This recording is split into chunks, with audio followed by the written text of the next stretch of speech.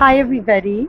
So I was without a phone for about how many hours? From 5 o'clock last night till midday today. And I want to tell you that I recommend everyone do that.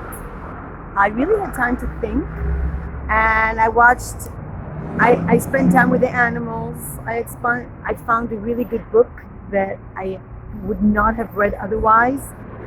It was such a blessing. Sometimes it's what looks to you like a curse. First, I thought, oh no, how am I going to live without my phone? I tried to call the security guy and I couldn't get in. So now I think it was really a blessing. It really gave me time out to reevaluate how we're all really addicted to phones, even though there's great sides to it. So yesterday I watched this show, Back with My Ex, and I wanted to do a short review on that. You know, I try to contact all my exes in part of my soul searching mechanism of trying to figure out how I got to where I am. Oh, this is an interesting statue. Sometimes you find in a suburban place. Oh, you see the statue? Yeah. So I contacted all my ex relationships. So the first one was when I was like 18. His first like serious, what I thought was serious. He's a lawyer, big shot lawyer. He wanted to meet me in the morning because he's separated from his wife. He has 6 kids and he's separated from his wife. Well, just Google on Facebook, unlike the girlfriend of the murderer who murdered his pregnant wife, Chris Watts, who claimed she didn't know she was pregnant and they were still together. So I'm always for the women, so I Googled, and turns out they're very much together according to the Facebook picture and reaction of people saying, oh, you're such a great couple.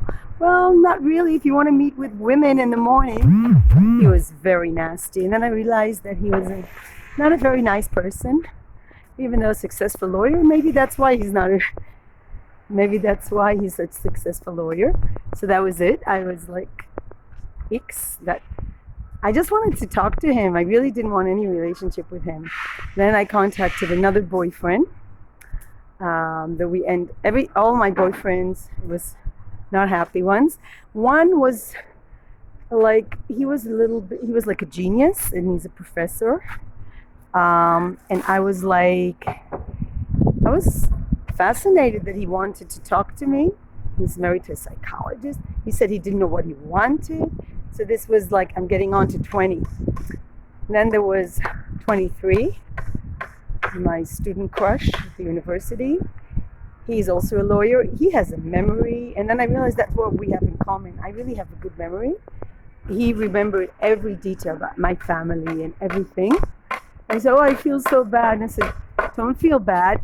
I really improved after you. And I meant it. Everyone that came after him was so much better quality of a human being. Like the next boyfriend I had after him, I actually had something in common with. Like we would exchange books, could discuss books and theater and movies. And with him, he was very intelligent, but he was not very cultured or refined. He was very rough around the edges.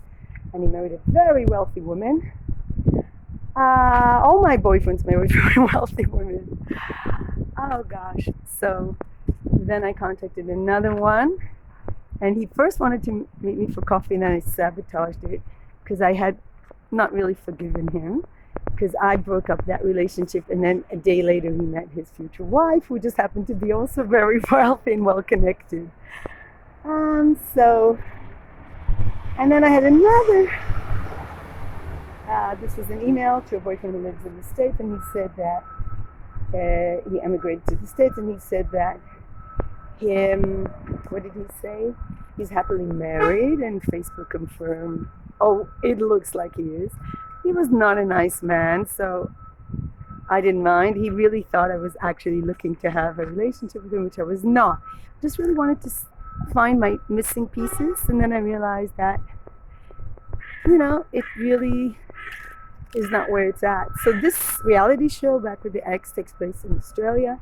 I think Australians seem to be very easygoing people compared to Israelis where I live, or Americans even.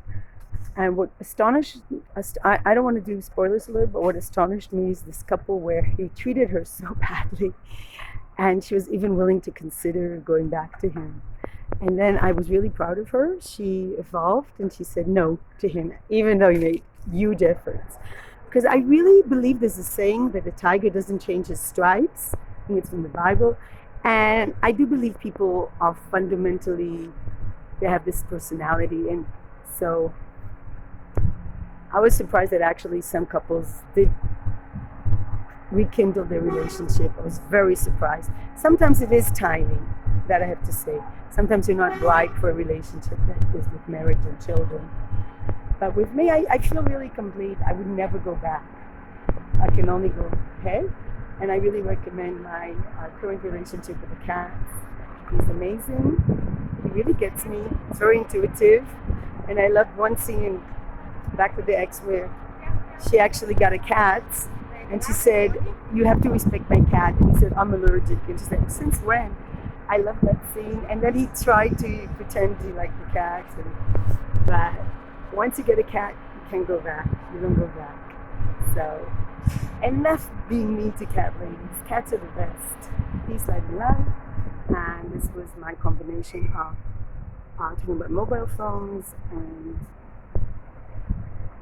Netflix review.